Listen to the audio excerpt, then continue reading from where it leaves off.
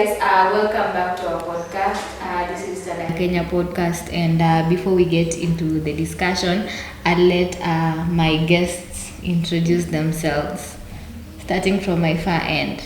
Hello everyone, my name is Brandy Awor. I'm a psychologist and I work here at STADA in the mental health department. Hello everyone, I'm Moses Mgoe. I also work with STADA Kenya. So our topic today will be about mental health because this month on 10th we are celebrating Mental Health Day, and the theme this year is it is time to prioritize mental health in our workplaces.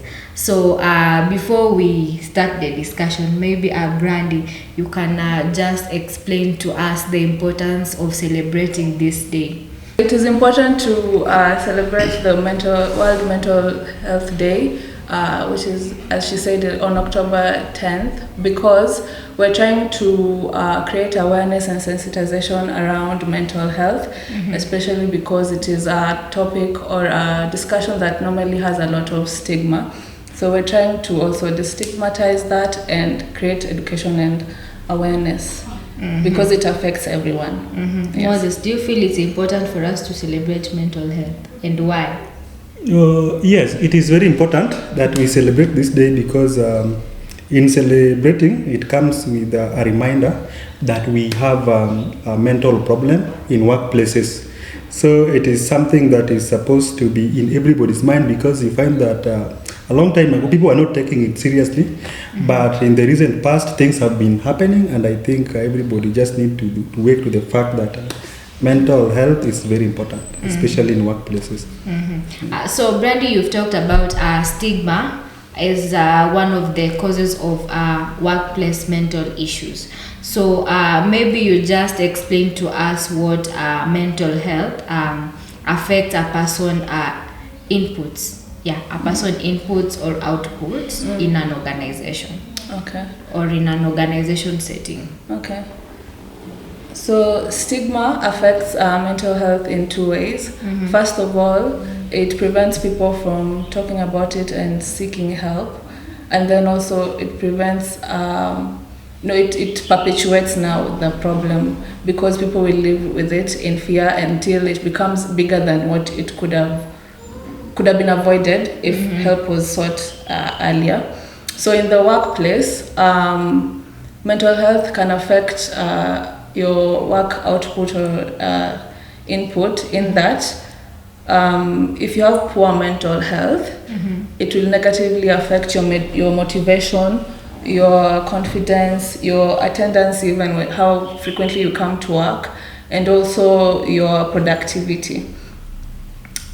So in turn that will decrease your performance at work.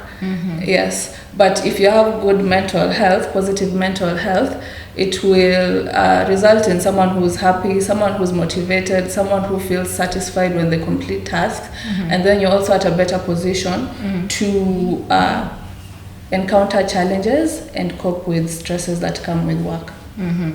You've talked about when someone is in a stable mental health, their input and output just reflects on how they do the activities. Yes. So how do you differentiate someone who is suffering from a mental problem in a workplace and someone who is lazy? Okay, so that will come down to the signs that you see. Yes, so someone who's lazy, I'm guessing they just don't want to work, but they're okay. Like they don't look tired. They don't look like maybe they're having issues with people, struggling with relationships with people. They don't isolate themselves. Maybe they don't look like they're feeling low, down. So those are some of the signs that someone who has poor mental health would have, as opposed to someone who's lazy. Yes. So even someone who's lazy, you'd find that outside of work, they're very active doing everything, but at work is where they don't do. But a person with poor mental health, both even outside work, is affected. Yes. So Mose, have you ever been a victim? Maybe you are suffering from mental. Yeah. I think in the past, especially in places where I've been affected. But you find that when you are suffering, when you are mentally affected, somehow you don't know it. It just come out like the way you don't expect. Because there were times, even waking up in the morning to go to work was becoming stressful to me. You know, I did not realize that. And I find that I was always in conflict with the boss and especially with the teammates that we were working with, because I was not able to coordinate myself as was expected. You see, for me, I was trying like everything is okay, but I did not know that something was wrong with me because I had family issues. Now, you know, even the fact, waking up and thinking like today is a job day, stress just start accumulating from that level. So you find that most of the time I was just in conflict. So I tend to thought that maybe these people, they are against me or something. You see, because everybody I talked to was just saying like a different thing of about what I'm thinking and what they were thinking. So the thinking was very conflicting. So most of the time it was just wrangle until I just woke up to it, and then I realized like something was wrong. The problem was not the people who were saying that the problem, but I was the one who actually was having that problem. So in that realization, I just took a new leaf and started following keenly. I got help, assistance from close friends and family, and that's how I was able to cope with it. Yeah. So it took you time to realize that you are not okay, but the time that you had this issue, you didn't realize it was an issue. Yes. I did not even realize. I was like, everybody's just against me for no apparent reason. Now that was according to me. You get. But then I just come to realize like they are not against me actually. It is what I'm doing. So why should I come to work late? And even after reporting, why is it that simple issues I cannot like coordinate very well? Because I was very irritated very fast. You say something that is supposed to be a joke, I don't see it as a joke, or it doesn't sink well, and I'm always of the different opinion. So you find that it takes me a lot of time, and you know it also put people at job risk, because if you find a very bad boss does not want to care whether you are mentally affected or not, is that you don't do your work, you just go. So according to what Moses has said, to Brandy, that is, so you find in a workplace there are these characters that they'll always be in conflict with the system. They're always in conflict with the system. They always feel like they work a lot but the pay is a bit low. So can we like put those people in a group and say that they have a mental disorder, or it's just some people who they are born naturally to disagree with the systems or the rules of a setting? Okay. We wouldn't necessarily say they have a mental disorder. Maybe they're having mental health issues, because now a disorder becomes very serious when it's diagnosed by a doctor, and it's like a medical condition. And so to get to that point, maybe they do have, so they'd have to be diagnosed. But from the go, you just maybe they have mental health issues that need to be addressed, that maybe someone needs to approach them and just ask what is going on, like openly and without judgment, so that they can open up, because probably they have a lot that they're going through that is affecting their behavior. And most of the time, people who are like that, who seem to be at conflict with other people all the time, you'll find that they're also in conflict with themselves. Yes, so there are people who, those behaviors are also a cry for help. So most of the time when people are in conflict with the systems, it's something that starts at a personal level. It means you are at conflict with yourself inside. Or we can't say it's... You can't say.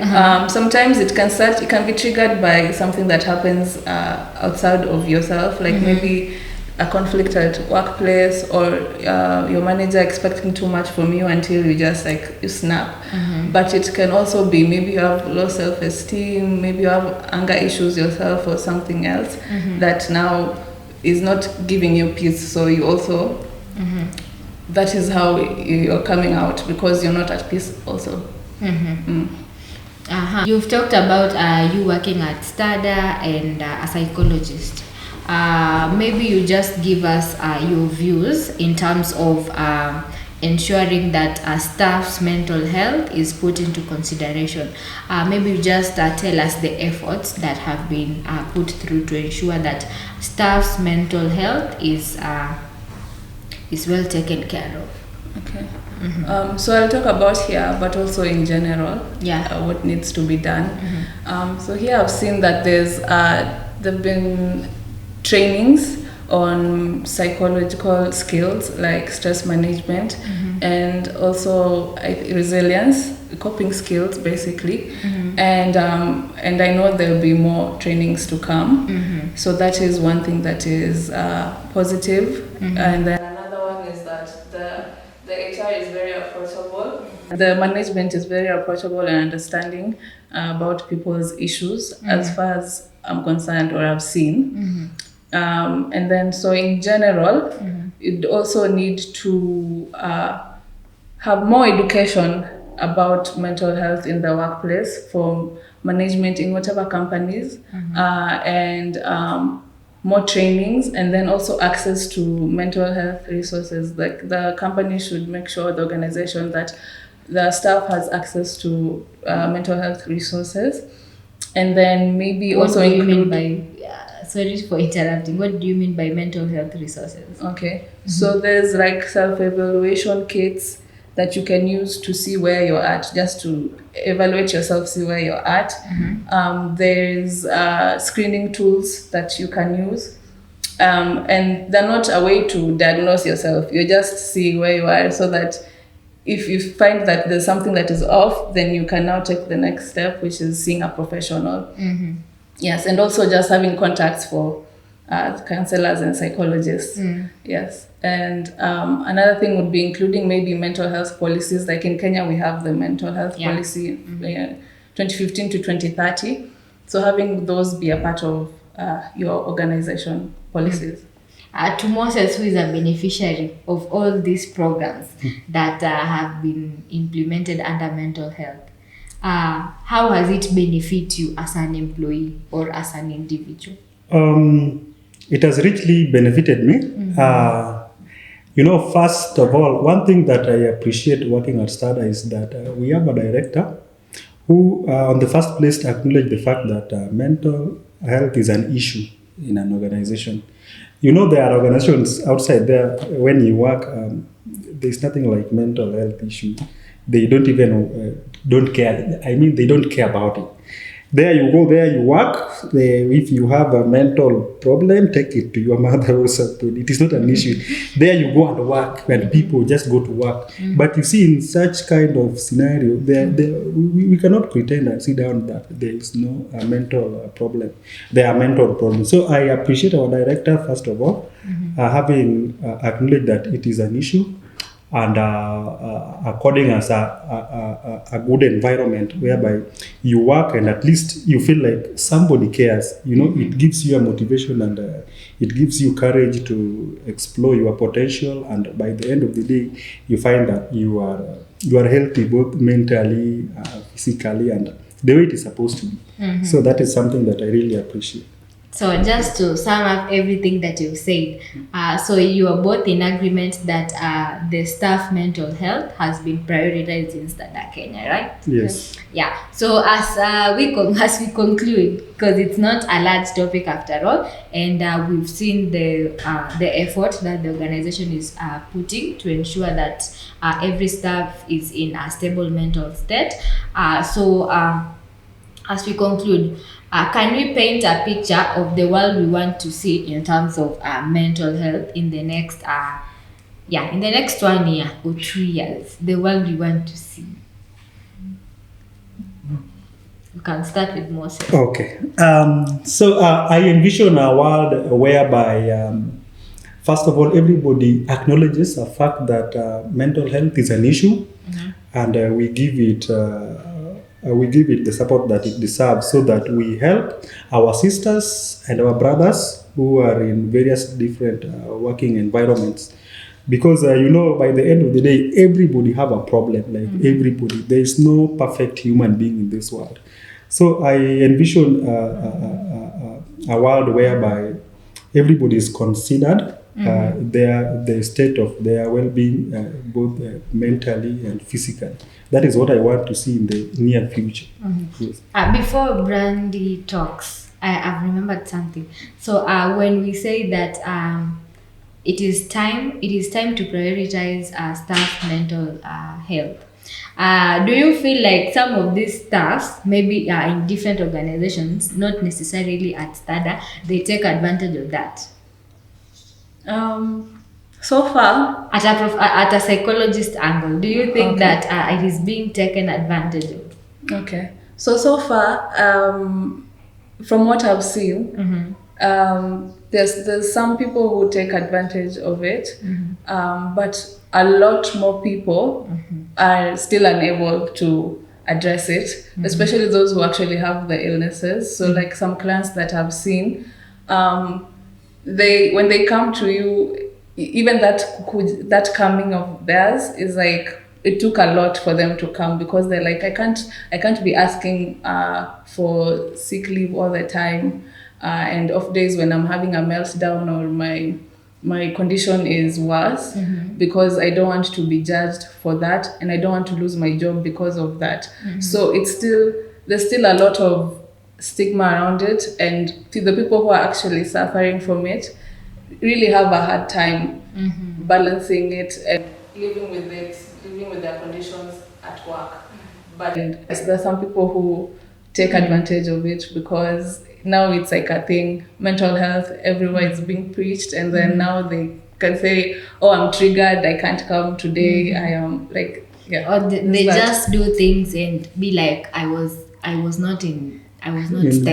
Yeah. I was not mentally stable. Yes. So you agree with me that some people take advantage of it. Yes. So how do we like change that perspective? Or because I feel at the end of the day, it affects those who are really suffering. Yes. How we can address it is that with more education about mental health and awareness, even the management or the people in charge will know, like, this is something valid, this is not.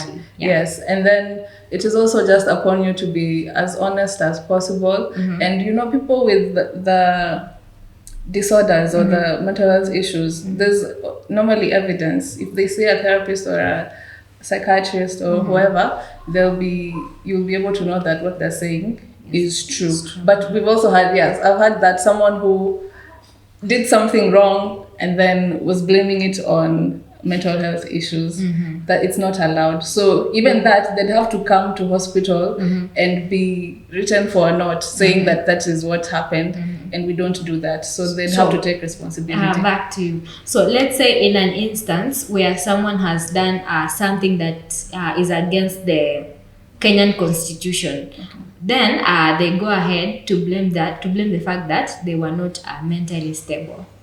And in their head, they've just concluded, I was not stable at that moment. But they've not gone to the psychologist, maybe get a note to certify that they have they are mentally unstable and they have issues. So how can that be handled? Like someone, they make something wrong, then they conclude, I was not mentally stable. And it's not certified by the psychologist. So is it a punishable crime, or like how is that handled? So legal process. Before you respond, can I just say something on response to what you're asking? You see, on the first place, I think most people value their jobs, and if there are people who want to take advantage of this, I think they're just a few percentage. But there is also the side of the law. And there is, I think every organization have their rules. Even me, when I was experiencing mental issues, when I had mental issues with my work, you get that by the end of the day, do you know, I took responsibility of my behaviors as nobody, because I did not know that I was undergoing this. But by the end of the day, what I did wrong, it was wrong. It was never right. Even if I did it because of I had mental issues, by the end of the day, I take responsibility of it. So when I was in conflict with my bosses, some of them had to send me away. They don't care, like it was a mental issue. So I think by the end of the day, even the law. Take responsibility. Even if you do something bad and then you want to pin it on, I was not mentally, what. By the end of the day, the law is just the law and it will just remain the law. You take responsibility of what you have done. But in an instance where I've gone to Brandy, a psychologist, and I've been given a note, or she has signed that Salim so and so, she's not stable. She has 1, 2, 3, 1, 2, 3.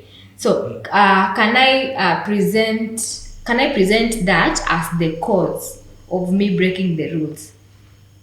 No. Not just concluding that I'm not stable, but there's a document that shows indeed she is not okay. Okay.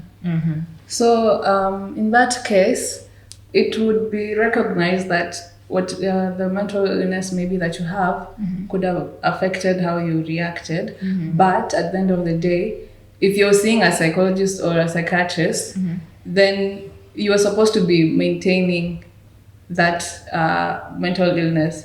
Like, you're supposed to be managing it. So if that happens, it means maybe you are off your medications, or there's something that went wrong somewhere, and these are things that you would know. Like, when you have a mental illness, you're taught about it, the triggers, and how to take care of yourself. So it would play some role there, but it can't be the whole reason why. So if you commit a crime, you've just committed a crime. You have to be responsible for that crime. Or you need to, like, you must own your mistakes, not blaming the state that you're in. It will be taken into account. Yes, and it will be decided in the court. Yes. Okay. So just give us paint a picture of the world you will love to see in terms of workplace mental health, maybe in the next 2 years or 3 years. Okay. So what I'd like to see is more conversation and dialogue and openness about mental health, and people talking about their struggles, the work environment or the higher ups being open to people, approaching them when they're struggling, and then also working with those people to ensure that they are functioning in the best way possible.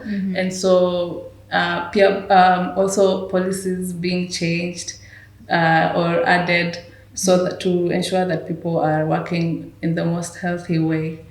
Yes, and also there's a lot of technological advancements that have been made that I would want to see also applied in our country. So, like, devices that would monitor your moods, monitor your How such devices? abroad.